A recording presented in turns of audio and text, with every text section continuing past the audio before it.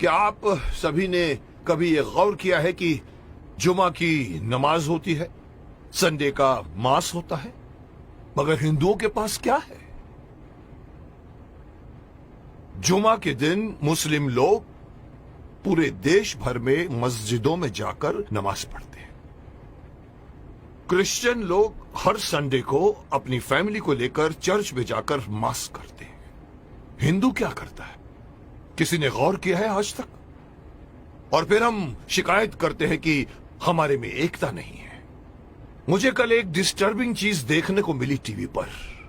विश्लेषण करके मुझे बताया गया है, मैंने देखा कि पूरे वर्ल्ड में 190 करोड़ मुस्लिम्स हैं, मुस्लिम राष्ट्रों से मिलाकर। हिंदुस्तान में 100 करोड़ हिंदू हैं, लेकिन वो 190 करोड़ मुस्लिम एक कॉल पर इकट्ठे हो सकते हैं, हो जाते हैं। अगर मैं सिंपल वे से कहूं, एक सीटी मारते ही सब लोग एकजुट हो सकते हैं।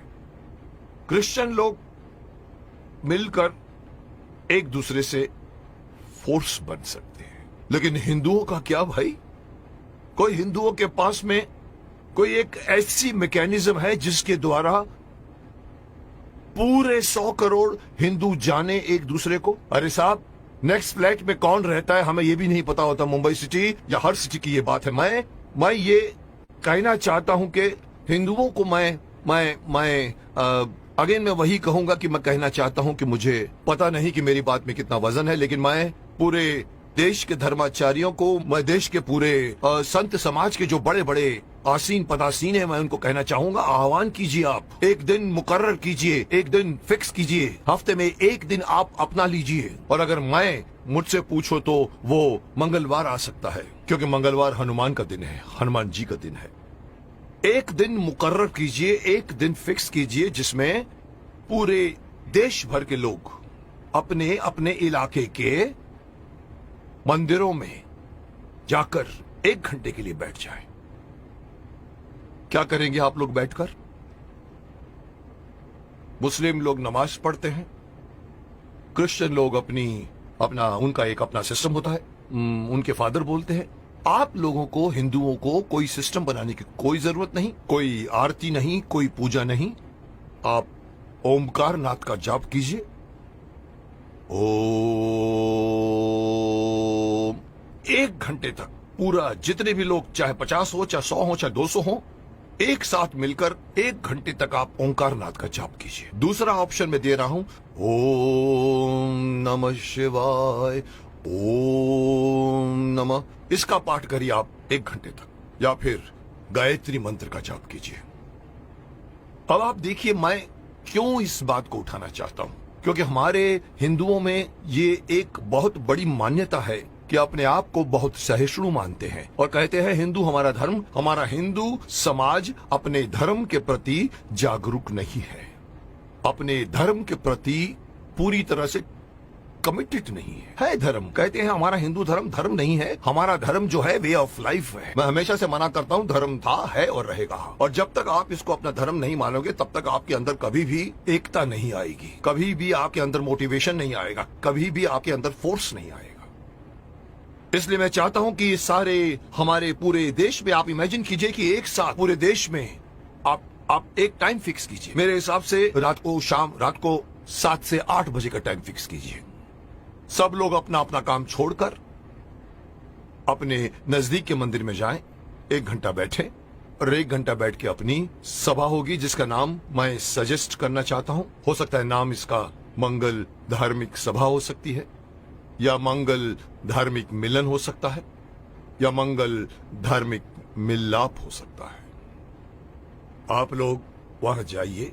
हर हिंदू, मैं अगेन बात करना चाहूंगा, इसमें बौद्ध भी आ जाते हैं, सिख भी आ जाते हैं, जैन भी आ जाते हैं, उनको भी आना पड़ेगा, उनको भी साथ में आना पड़ेगा, क्योंकि 100 करोड़ में उनकी गिनती होती है। उन सब लोगों को अगर ये आदत पड़ जाए, हर मंगलवार रात को 7 से लेके 8 बजे मुझे अपने परिवार वालों को लेकर, साथ में बच्चों को लेकर जाइए और मंदिर में जाके बैठ जाइए। एक मेडिटेशन की तरह से आप लोग बैठकर वहां पर एक सभा कीजिए। उसका नाम मैं देना चाहता हूं मंगल धार्मिक सभा। या मंगल, मांगलिक, मिलाप या कुछ भी नाम रखा जा सकता है। जैसे मुस्लिम कैसे नमाज कहते हैं, क्रिश्चियन उसे मास कहते हैं, आप उसे मंगल मिलाप कह सकते हैं। वहां आइए, आप देखेंगे आपका पूरा देश, आपके पूरे देश के 100 करोड़ हिंदू कितनी जल्दी एक दूसरे के साथ एकजुट हो जाएंगे, जिसका इस वक्त, इस कॉन्टेम्पररी आजकल आप देख रहे हैं जिस तरह के माहौल बन रहे हैं, उसमें हमारे हिंदुओं पर लोग एक तरह से हंसते भी हैं। उनको पता है कि ये लोग कोई मिलने वाले नहीं हैं। लेकिन अगर ये होना शुरू हो जाएगा तो आप सही अपने इर्द गिर्द के लोगों को सिर्फ जानोगे नहीं, पहचानना शुरू कर दोगे।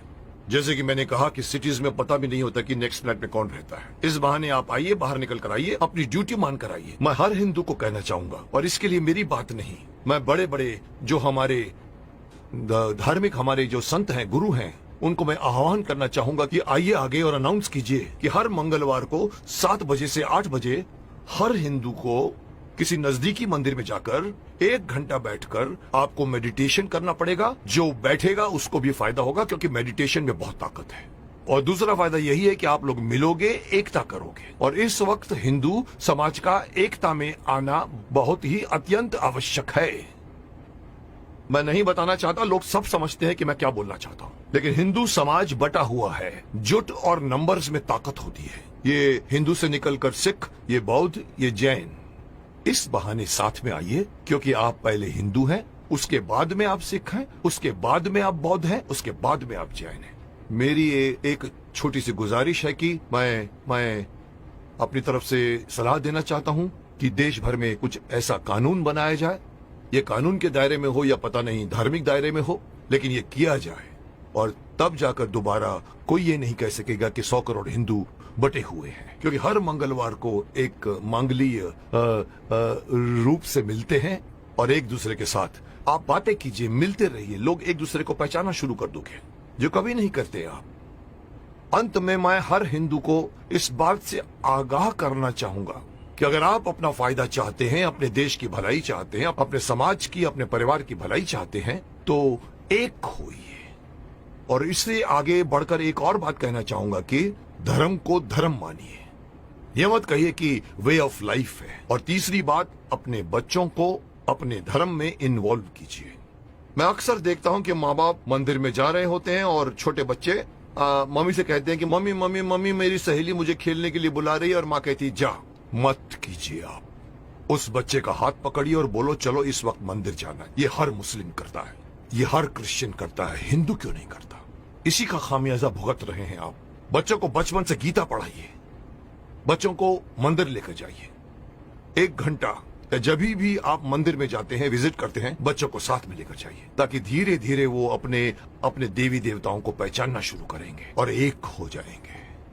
अब कोई मुझसे पूछेगा सर आपकी ये बात क्यों माने हम लोग, आप होते कौन हैं हमें ये बात कहने वाले? तो मैं सिर्फ शक्तिमान का एक डायलॉग आपको बताना चाहूंगा, जिसमें पूछा था कि आप कौन हैं, तो वो कहता है कि ना तो मैं कोई अवतार हूं, ना ही कोई फरिश्ता, बुराई का दुश्मन हूं, सच से है मेरा रिश्ता। दुश्मन मेरे बुरे लोग नहीं, बुराई है। अगर बात मेरी मानोगे तो इसमें तुम्हारी भलाई है। तो आपकी भलाई के लिए कह रहा हूं, मान जाइए।